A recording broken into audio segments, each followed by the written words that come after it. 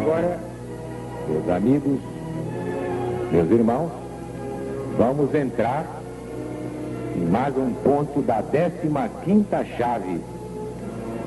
O anticristo, o Cristo de Satanás, seu domínio mundial neste final do ciclo.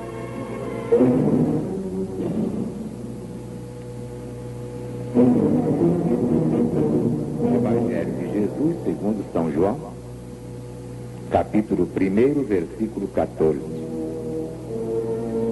E o Verbo se fez carne e habitou entre nós, cheio de graça e de verdade.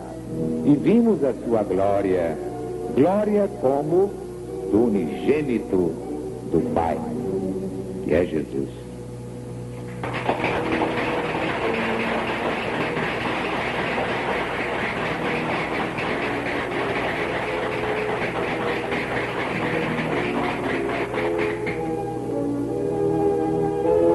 Já vimos, meus amigos, meus irmãos, aquela epístola de São João, a primeira epístola, capítulo 2, o alertamento contra os anticristos e o anticristo.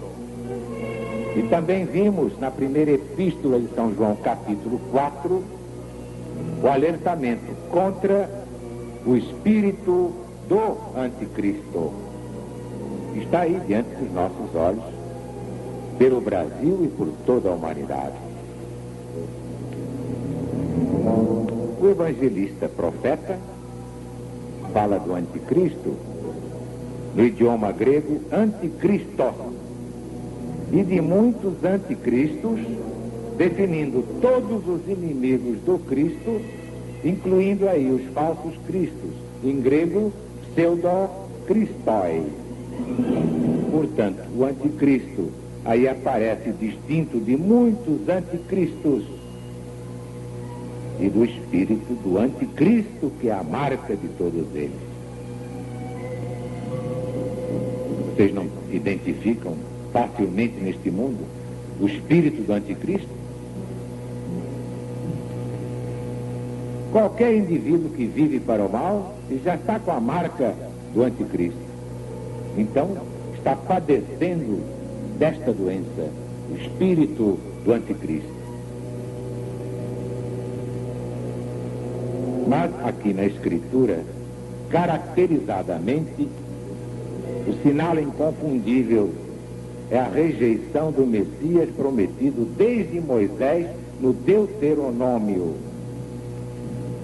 Aqueles que dizem que Jesus não é o Cristo, como adverte o evangelista profeta, negando, portanto, a encarnação do verbo logos em grego. Sem dúvida, os muitos anticristos, através dos séculos, não fazem outra coisa senão abrir caminho para o anticristo, que está em Daniel e no Apocalipse de Jesus segundo São João. Façam sempre esta diferença: os anticristos, mas o anticristo, este é que vai ter o domínio mundial, embora muito transitório, graças a Deus, mas vai fazer um estrago que eu vou lhe contar.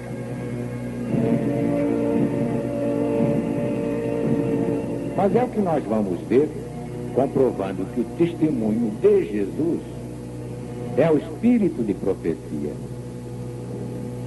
Antes, é claro, devo salientar que o próprio Jesus deixou sobre o anticristo uma profecia impressionante, que está no seu Evangelho, segundo São João, capítulo 5, versículo 43.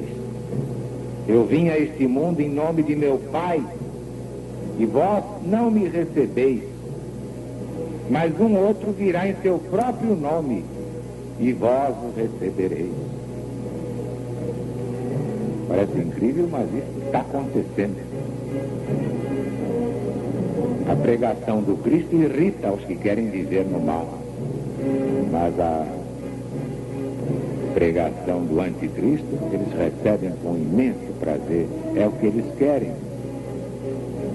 E muitos racionalistas perguntam: por que Jesus permite que os anticristos trabalhem à vontade, preparando a hecatombe mundial do anticristo?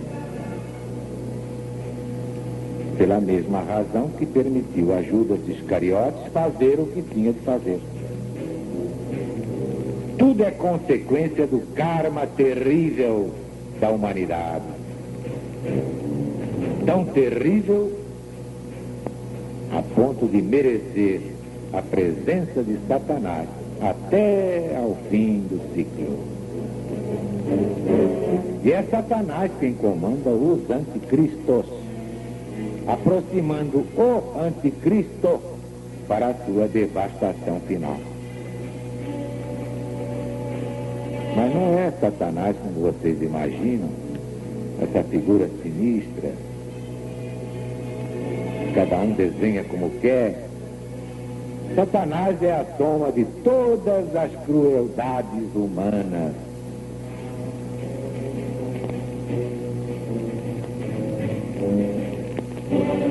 Quando a maldade humana aumenta, aumenta a força de Satanás.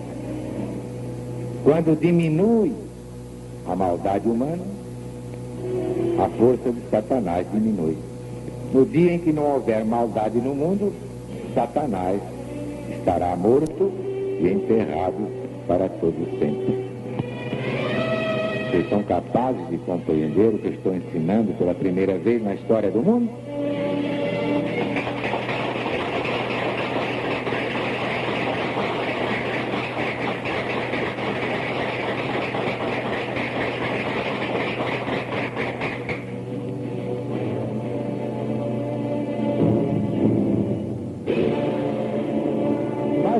Por tudo isso que as maldades humanas foram enquadradas nos 3 ais do Apocalipse. Ai dos habitantes da terra, ai dos habitantes da terra, ai dos habitantes da terra. Vocês todos se lembram desses 3 ais do Apocalipse? A maior mensagem dos milênios, ela está em rotação diária, em translação diária, no programa Alziro Zaru, por ordem do Cristo.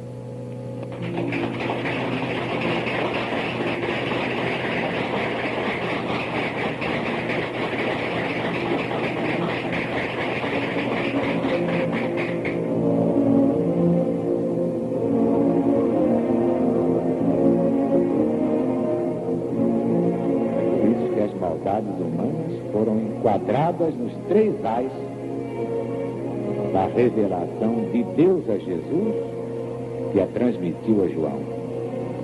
E o seu poder era de danarem os homens por 5 meses. E tinham sobre si um rei, o anjo do abismo, que em hebraico se chama Abaddon, em grego Apolion, que significa o exterminador. É já passado um ai, mas eis que ainda depois disto virão 2 ais. Apocalipse capítulo 9, versículos 10 a 12. Muitos céticos se divertiam com esta profecia, mas quando os ais se transformam em guerras mundiais, quando a dor ensina a pensar e gemer, surgem os grandes depoimentos como aquele de Bernard Shaw. Confesso que depois de ter estudado a Terra e os homens durante 70 anos, não vejo outro remédio para a miséria do mundo, senão o caminho do Cristo.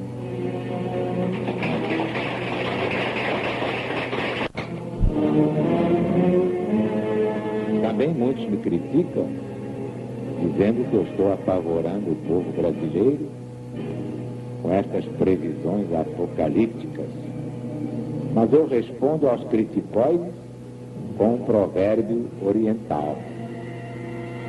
Duas coisas indicam fraqueza: calar quando é preciso falar, falar quando é preciso calar. Neste caso, calar seria um crime contra o Brasil e contra a humanidade.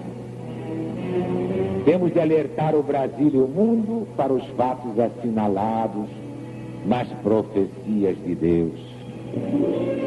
Sim, porque não são profecias de homens. Mesmo quando os homens são profetas, que se chamam João, Isaías, Jeremias, Ezequiel, Daniel e tantos outros eleitos do Cristo. Nem mesmo chamados profetas entendem as profecias e recebem do alto. Diz Daniel: ouvi, mas não entendi. E o mesmo dizem todos os outros, que são meros instrumentos nas mãos do onipotente, onisciente, onipresente, nosso Criador e Pai. Deus está presente.